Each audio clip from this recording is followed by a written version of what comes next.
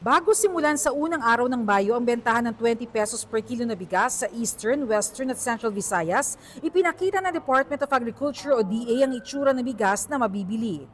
Ito yung itsura ng bigas na ibibenta sa publiko sa halagang 20 pesos kada kilo. Lulutuin yan ngayon dito para malaman natin kung ano ang itsura ng bigas kapag nasaing na. Walang amoy, walang kakaibang lasa, pero may mga kaunting imperfections, gaya ng maaaring hindi na gaanong maputi at mas maraming basag na butil. This is basically the 29 and the 33. So it's the same rice. Kaya nga yung sinasabi nila na pangit ito, kaya ayaw ko nang banggitin yung sinabi ng ating isang political leader kasi ayaw ko nang palakihin yung issue. It's the same rice.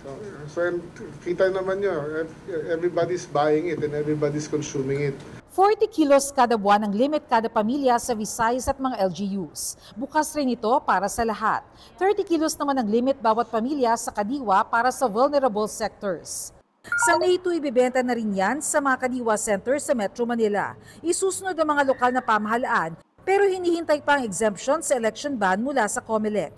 Ayon sa DA, kung hindi kaagad maaaprubahan, maaaring mausog ang bentahan pagkatapos ng eleksyon. Kasama sa pilot testing ang mga LGU na sumuporta sa food security emergency at magtatagal hanggang sa katapusan ng Disyembre 2025. Subsidize o pupunan ng halaga ng bigas. Paghahatian ng LGU at ng Food Terminal Incorporated ang 13 pesos na price difference. Kung hindi namin mabenta yan, at mabulok yan sa aming warehouses, walang value yan. 3 piso na lang per kilo yan.